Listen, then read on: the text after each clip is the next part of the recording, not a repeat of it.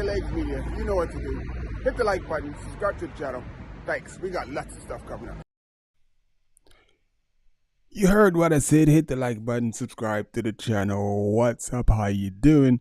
So today we are talking about my man Biniam Girmay and the Intermarché One-Tay team.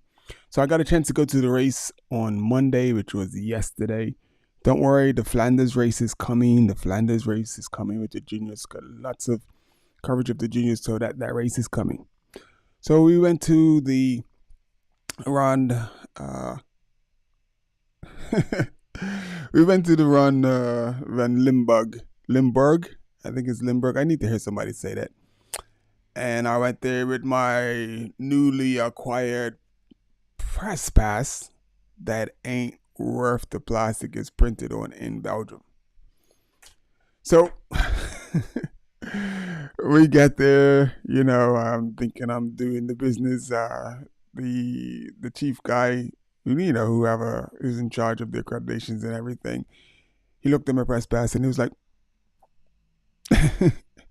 that's not gonna cut it there, buddy. But he didn't tell me that directly, because I went and talked to him afterwards, and he gave me the skinny on what's up, and then let me know what's up. So basically, that was that. But so he gave me accreditation now, and I was able to check out the race, and I got to check out Bini, and I got to check out Gerben Thijssen.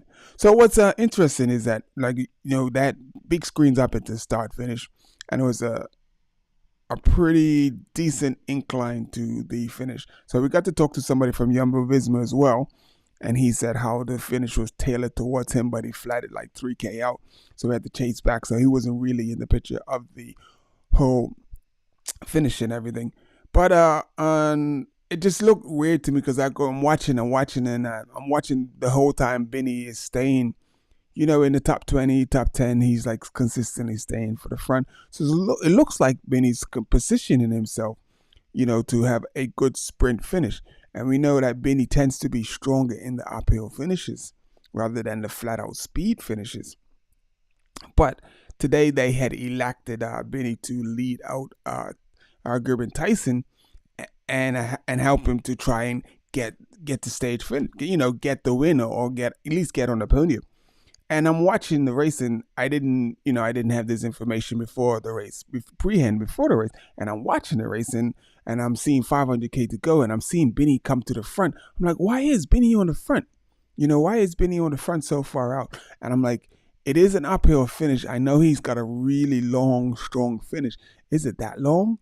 So, and because I think the sprint with him and Matthew was about 250, maybe 300 meters, a 300 meter sprint, because that was a long sprint. So I'm thinking, maybe. So he comes to the front, and unbeknown to me, he was actually leading out Gerben Thijssen, who actually ended up getting 5th place on the day, which is a pretty good result. It's still 2 places from the podium. If he would have got on the podium, that would have been even nicer. That would have been well worth the work that he put in to get Bini for the work that Bini put in to get, for Bini to sacrifice himself, is what I'm trying to say. So I don't know if it's just some type of like a different type of preparation for the Tour de France, because the Tour de France, it's just a lot more racing. It's longer. You have to put in so much more effort. So maybe this is some type of like a different type of preparation for the Tour de France, so that when Bini comes around to the Tour de France, he can go, because you got to go for 21 days, and it's going to be tough. It's not going to be easy. And if he could get a stage at the Tour de France, that would be flipping amazing. So that was just my take on the finish, just being there and seeing the finish. And to me, I was a bit bewildered and baffled by the fact that Bini was like, he was doing, I don't know if he was not feeling good, because you haven't heard anything in the news about how he's doing and whatnot. So it was just confusing to see him, at 500 meters to go on the front, and he's actually leading out Gerben Thijssen, and it just yeah, it just didn't look right because I think had it been the other way around, I think Binny would have definitely gotten on the podium because when he went to the front at 500 to go, he went to the front convincingly and he was super super strong. And the winner of the day, he yes he was strong as well, but I think Binny would have been able to stand up to him and at least get on the podium. So I'm not disappointed, but team tactics are team tactics, and yeah, I guess it's good to see a different side of Benny because if you're one dimensional, all you can do is just try to win. It's not a good look. So that was pretty cool. And if you're looking at it from that perspective, to see Benny be able to, uh, you know, lead up, take up another role. So we're just gonna just show you some like this was just during. We could play this. Am I gonna be able to play this? I gotta go. There we go.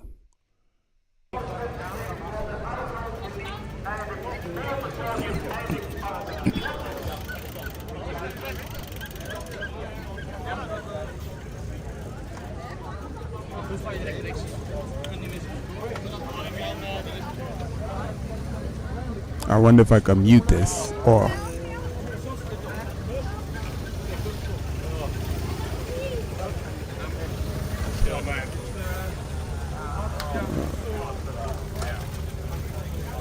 That is loud.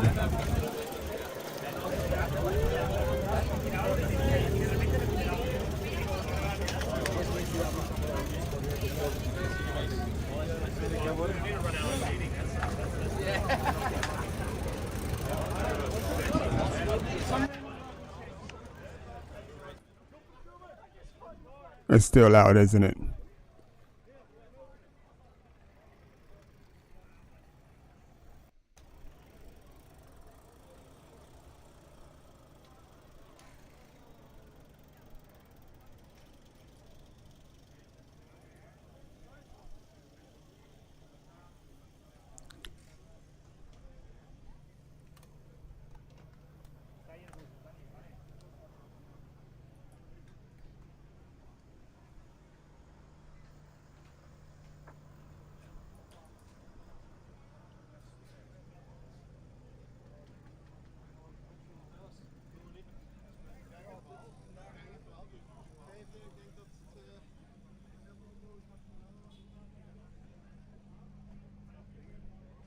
Let that play out. So that's just what it looks like at the end of our race. That wasn't as chaotic as it usually is. That was sort of pretty chilled for like. It depends on who's there as well. So there weren't no real big superstars. Benny was probably one of the biggest superstars there. And the funny thing is, I'm trying to remember the name of the guy that won. I know Honor the Lee was third. Uh, it was it Jakobsen? No, it wasn't Jakobsen. Let's see who was in let's see who was in because I can't believe I can't remember the results. I was right there. That's ridiculous. Give you the results of who won so you could see them as well. So that's pretty interesting. The Pan American Games time trial today. So you got somebody from Bermuda who was in third place. Yeah, that's where I'm from. I don't tell anybody though. So we got somebody from Bermuda that was in third place today. That's a continent. So Ronde van Groenewegen. Why can't I remember his name? Why is his name slipping my? So Groenewegen was he was your winner for yesterday, and then you had Maurice from Alpecin de Koenig, and he popped the wheelie for me too as well. So I'm gonna put that up on a different video. And then you had Honor the Lee. He was in third. The funny thing is, Honor the Lee, I actually thought he was a lot older, but when he come up on the stage, I'm like, man, it's just a kid. So all these guys are a whole lot younger than me. And there, Christophe in fourth place, and then you see Gerben Thijssen from Intermarché in fifth place. So you got Matteo, Simon, Daniel Stumpt, two in arts. And who did I speak to? Where's Bismillah Sabike? I should just play his interview. Should I play his interview? Should I play the interview from the Vismalisa bike rider that I talked to? I'm not going to tell you who it is. He says his name. But I'm trying to find to see what position he finished in. Because I think he said he got a flat, so he's pretty far down the back. He did. So it's not a did not finish. Where is the Vismalisa? I don't see any Vismalisa bike.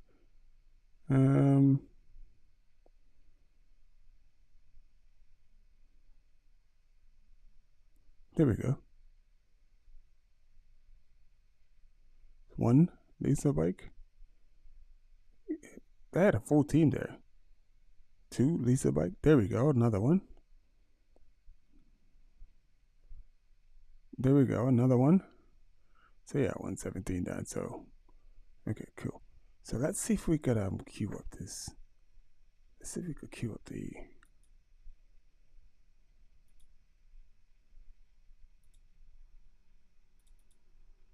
I'm gonna give you. I wasn't supposed to give you this yet, but here you go. Introduce yourself, young man. The name of the race and how it went today. Yeah, well, I'm Lou van Belle.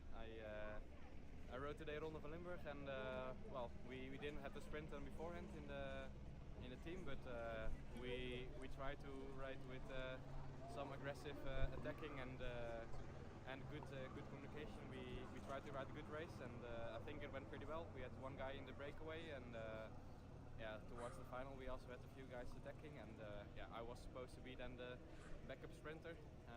I was kind of good position till I flat tired. I had flat tire the last 3k, and yeah, then it's over. So sad, but it is what it is. So I'm gonna. I have to work on my interview skills because I heard him say he got a flat, and then I went and asked him a dumb question right behind it. How did the last 3K go? He wasn't involved in the last 3K because he got a flat prior to the thing, so he couldn't be involved like he should have been. But anyway, I'm gonna let it play.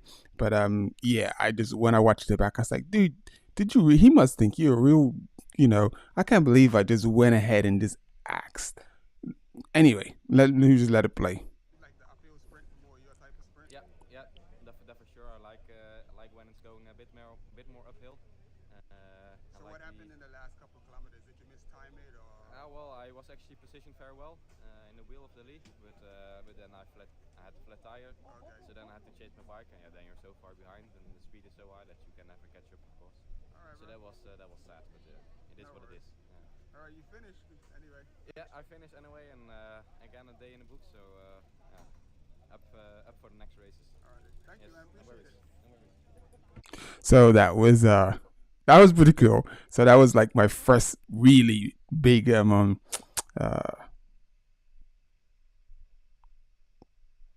interview. I that was pretty cool. So I'm going to give you the winner of the under 19 race from the Junior Flanders race. Some of these young men are really like on the up and come, really good young men, and he gave me a really good interview. Here we go. Say your name and how the race went. My name is Alice de Bok, and yeah, the race was really good. We went really early today with a big group, and every lap some guys fell out of the group, and yeah, on the last climb I could finish it off, so I'm super happy. Yeah, I saw you on the last climb you attacked. That was pretty awesome. Congratulations, man. Thank you. You're welcome. Yeah, on the last climb, he just like basically it was him and another young man, and they were going, and he was like pretty much team time trialing with them, and looked like it was going to be a 2-up sprint, but he just got on that last climb, boy, and he just demolished the guy that was in second place, and yeah, that was really, really, really impressive. I want to show you the winner of the under 17 when I tried to, get a question or two in, and he just wasn't like, he really didn't even want to talk and stuff. So, but I did try. I'm going to, I have to edit that. So, like, because it's like maybe about 10 or 15 seconds that I am able to use. So I'm going to go back and edit that so that you can, hear from the under 17 winner. it was loud, and he did have a problem hearing me as well too. So that was the other issue. And at the top of this climb here, the Ochtenberg, the view was flipping amazing. So here the young men are hitting the top of the climb, and as they crest the top of the climb, this is why they say that when you are like on a climb like this, or you don't want to be on the back of the climb, because I'm going to show you. You look at the speed at the guy in the front, and if you can imagine, because the line is that long, the pack is that big, that the guy who's like, the guys who are towards the back of the group, they're still coming up the hill.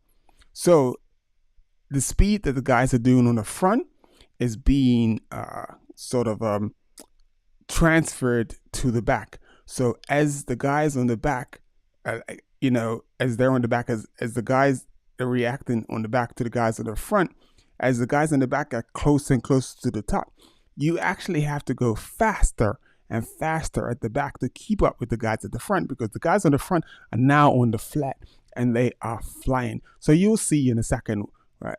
Hopefully I explain that, and because I've been on the back of that thing, and it's just not nice, because the guys on the front may be doing like, 20, 22 miles per hour, and you're coming over that, sprinting it close to maybe 25, 26, maybe even 28 miles per hour. And that's just a lot, man. You could only do that so many times. So you have to try to position yourself so that you're not using like crazy amounts of energy just to stay in the race.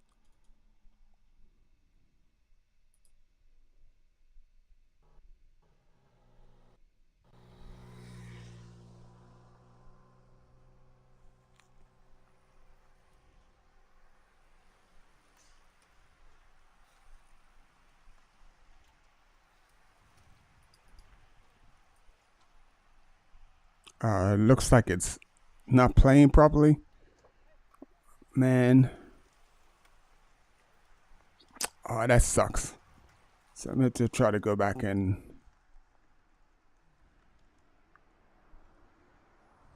Let's try it again.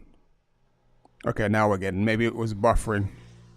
So now you can see the speed of the kids. These are under 19 men coming at the top of the climb.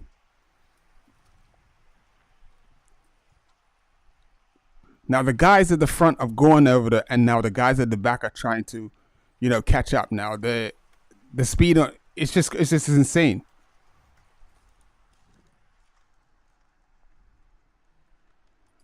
These are your future stars of the sport. You know what's crazy? I saw an article today. Let me, because I have some, get rid of this guy, but we'll leave. Were you still there? Okay, well, we do it this way. We get rid of you like that.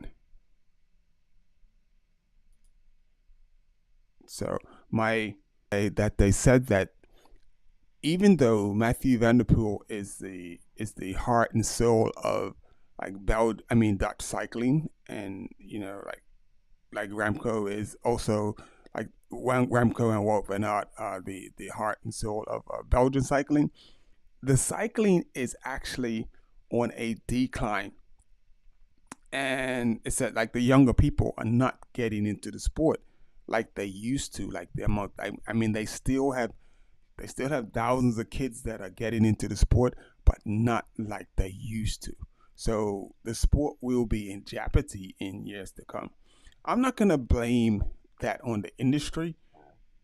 But the industry can help by, pricing the product so that kids can get into the sport. But the other thing here in Belgium and in the Netherlands, they produce a lot of their own bikes. So the kids are able to get into the sport. So, but you go to other parts of the world, and it's just like, it's almost like cycling is inaccessible to a lot of other like young people around the world. I'm trying to help out a young man now by the name of Sandy Sidwell, and so we haven't really gotten into like how I'm helping him yet, but I'm just like feeling him out right now and seeing what's up and seeing if he really wants to do this. So he had a little bit of a race on the weekend, a 3-stage race on the weekend, and he finished second, which was not too bad. But we got some work to do, and we're gonna work on that, and we're gonna work on him.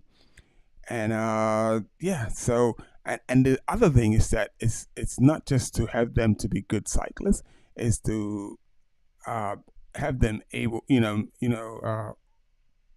teach them to be able to talk to the media, no matter how silly the question is, no matter how dumb a reporter you get like me, who will hear a rider say something and then still ask him the same question what he just said, yeah. So just that's the goal and stuff. But the industry can help if they actually make cycling a bit more accessible. And it's just getting crazy expensive to do this sport, which it shouldn't be. So I think that's all that I wanted to touch on today. So we touched on Flanders, we touched on Binny. So Binny was our highlight. Binny and Gerben Thijssen, Gerben who finished 5th, and Binny who finished 35th. That's crazy, 30 places back.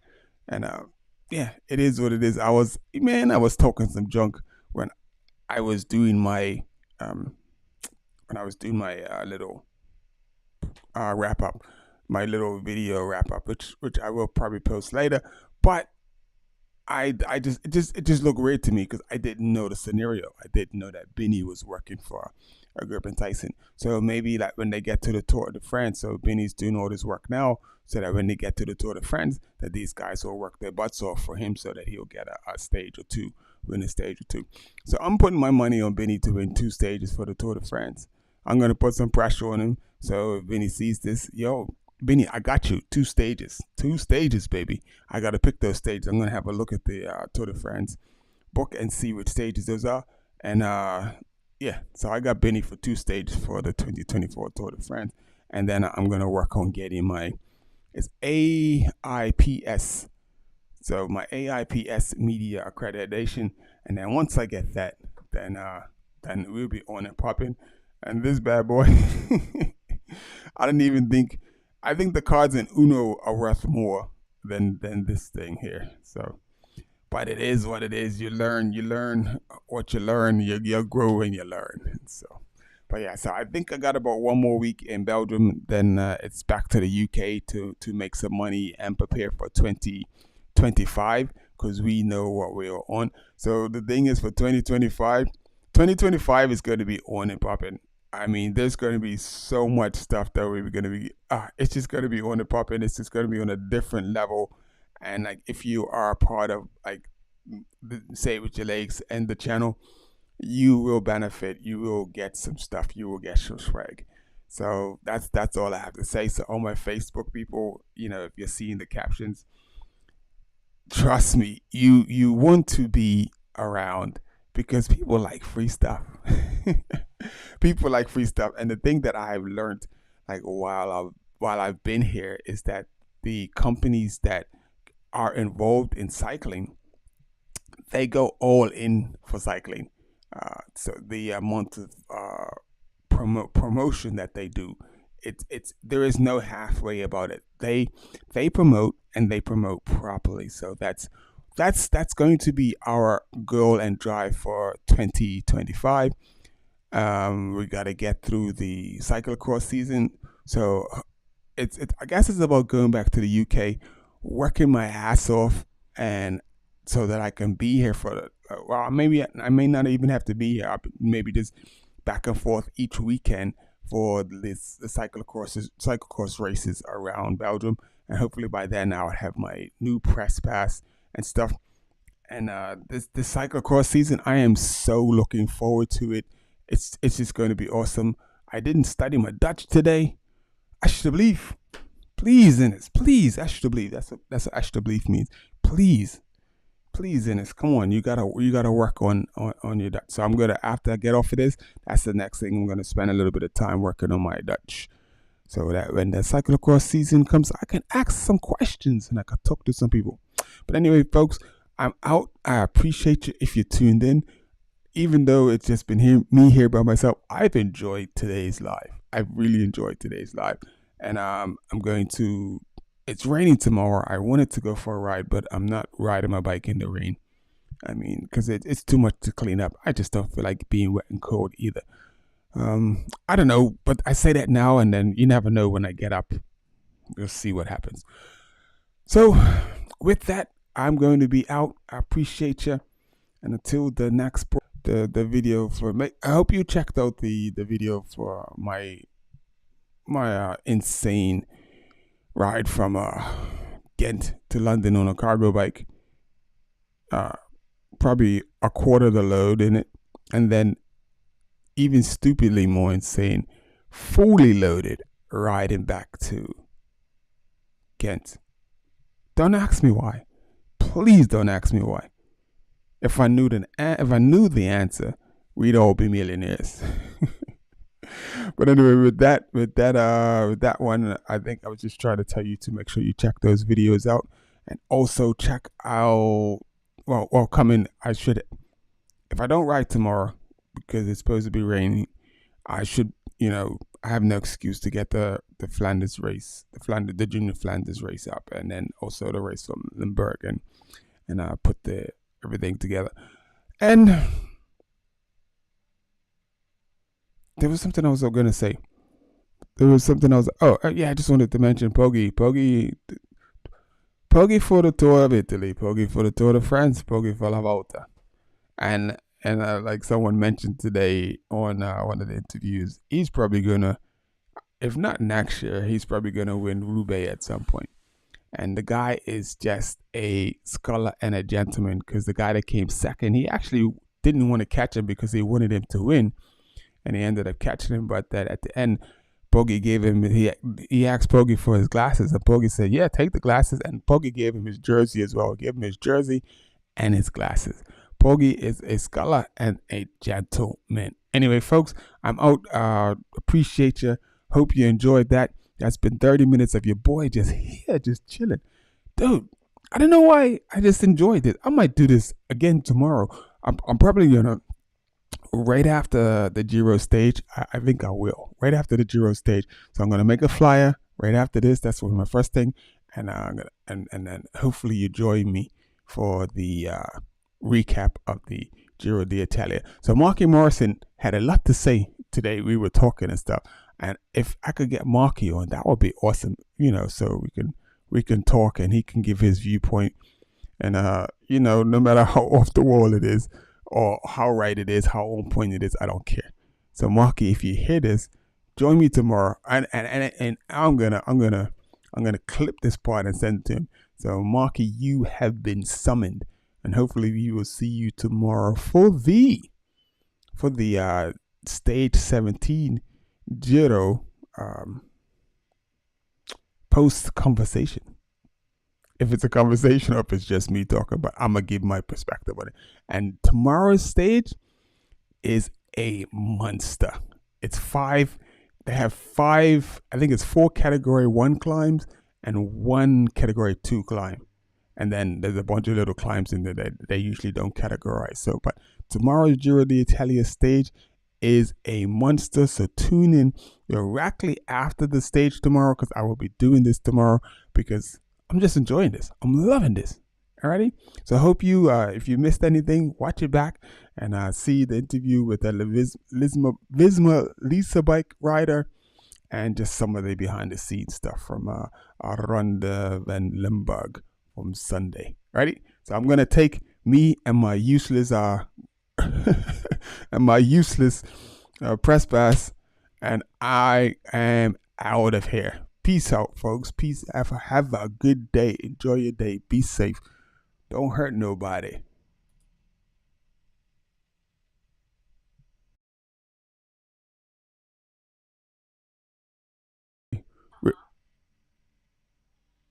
Oh, that was Siri. How did Siri? I didn't even touch the phone and Siri answered me, huh? I would be careful of these phones. So make sure you hit the like button, subscribe to the channel, and we will catch you tomorrow. This thing is so slow.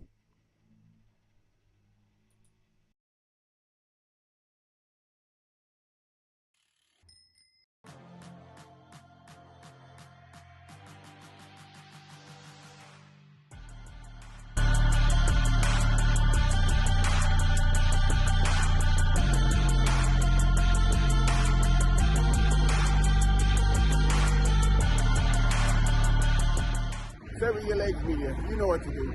Hit the like button, subscribe to the channel. Thanks. We got lots of stuff coming up.